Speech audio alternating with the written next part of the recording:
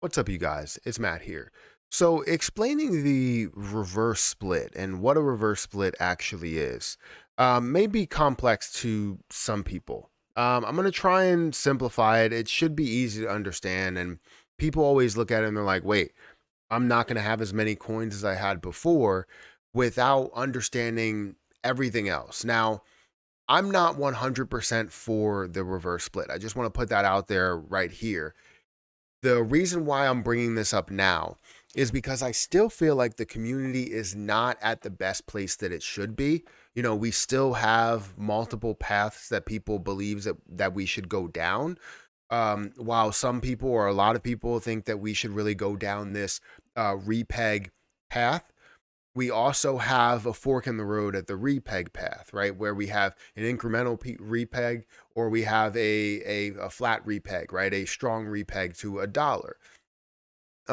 We also have another route to where they're looking to create a whole new stable coin and repeg that stable coin and see how that benefits with Terra Luna Classic. So there's multiple forks in the road off of that initial fork. And then there's also this level to where we focus on utility, see all the volume, see the burns and all of that stuff, right? Even though that really hasn't gone our way, so we've kind of moved back. We've backtracked to the beginning, and now we're really going down this repeg path. But there's also a path to where we can look at a reverse split, and I wasn't a fan of the reverse split at all in the beginning. I think we had like two or three videos that were created that were talking about the reverse split and how it could be a bad thing. That's in the beginning stages of things. You don't want to do a reverse split before you understand if that is necessary. And I talked about it and said how that could have been a last resort, but I never really gave it any thought to explain exactly how this would benefit us in the end. Now, I know some of you might have not even clicked on this video, right? You might not even be watching this right now. And some of you want to click out of it right now and don't even care about a reverse split because it's not going to be anything that you entertain, right? Once you see that, once you see reverse split, minting, all of the key words that people don't want to hear, they're going to go ahead and click out of the video. They're going to click out of the article. They're going to click out of the proposal, and they're just not going to give it any thought, right? Now, this is not a proposal. It's not out there. It's just something that could be done if it is a last resort. So, guys, before we get into this, hit the like button, hit the subscribe button, hit the notification bell for more videos like this one. Also, make sure you check out some of the links down below. It does help out the channel. It helps out growth, as well as if you guys want to follow me on Twitter, follow me on Patreon. There are other referrals that I have for exchanges. If you guys want to buy Terra Luna Classic or hold Terra Luna Classic or whatever, you can buy it on some of these platforms as well. Um, but honestly, I really didn't want to make this video, but I was getting a lot of questions on that video about can I kind of explain a little bit more and why I feel like it could be beneficial in the end. And I think that's something that's necessary to have out there. And especially since a lot of people didn't see that video because of the error that I had with my thumbnail and the thumbnail didn't pop up. Um, so let's talk about this. If we look at Terra Luna Classic, the thing that we care about the most within this, right? We care about the price, but I would say we care about more of the supply than anything.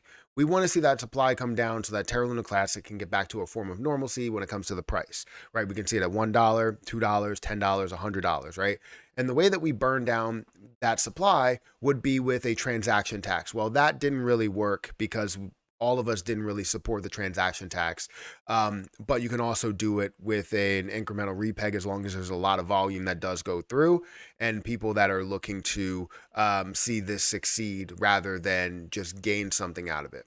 Honestly, I think we have more of the latter where people are looking to just gain something out of it and get out of it and not be a part of the community at all. But then you have a lot of people that are thinking about being a part of it for the long term, but it's not more than the amount of people that want to just trade it and gain something out of it, right? Let's just be honest. So we care about that supply. We have to bring down that 5.8 trillion supply. Now we know that this can easily get to a penny, right? If it gets to a penny, that would be a $58 billion market cap. I think that's reasonable for any cryptocurrency really that's out there, especially one that has already reached a $40 billion market cap before. Now, reaching a $58 billion market cap without the ability to get back to normal at all is something in my brain that makes me think that this is not going to happen that way, that we're not going to see it get to a $58 billion market cap because of the fact that it's not going to be at $1. It's not going to be able to re-enable the algorithm and gain strength, because if we see a repeg at that level, well, now we can factor in a little bit more burning because we know this is at $1, this is at $1. We can do it, right? So the thing that comes to my head is we need to find a way to kind of decrease the supply here so that a $58 billion market cap will put Terra Luna Classic at a level of $1, be able to support USTC in a bigger way, and we'll be off to the races, right? So how do we do that? Well, a reverse split would essentially take 10 of your coins, right? It would take 10 of your coins and it would give you back 1. So if you have 1,000,000 coins, you would just be removing a 0 from that, and you would end up having 100,000 coins, which doesn't sound like a lot to you, because if it does get to $1, that's $100,000. However, if it gets to $1 while you're holding 1,000,000 coins, it's $1 million. So to you, it sounds like a loss. But in reality, if we don't find a way to get to even a penny at this level, then you're not even going to get to $100,000. So it's giving you that chance to get to $100,000 no matter what, because we have that path there. So you take away 10 you take away 10 and they give you 1. So you have 100,000 coins that are there. However, it needs to be a little bit stronger than that, because that would only get it to a $580 billion market cap. So if you are a person that only has 1,000,000 coins, you may end up going from 1,000,000 coins to 10,000 coins, seeing this 100 to 1 split, because the 100 to 1 split would give you 58 billion 58 billion coins that are out there, which means you can get to a $58 billion market cap. So that means that you would, at $1, you would have $10,000, which a lot of people would not be happy with, saying, oh, I could have gained $1 million from this if it hit a level of $1. But would it hit a level of $1 without all of these other things, that happen here, right? So it gives it that potential chance. Now, I know there's a bunch of people that own way more than 1,000,000 coins, and there's way more than that own 2 million or 10 million, right? I own 50 million myself. And if I decided to do that, it would bring my value down to 540,000 coins instead of 54 million. And I'm okay with that. The reason why I'm okay with that is because I know of the potential chance to go a lot further than that, not only to $1, but a lot further, to 10 to 20 to 30 to 100, back to all-time highs. That's why I'm saying that the incremental repeg would be great, but a strong repeg, if you already have a $58 billion market cap, would be insane. It would be even better. So that's why I'm like, this could be a last resort, depending on how the incremental repeg really goes, depending on how our plans to repeg really goes.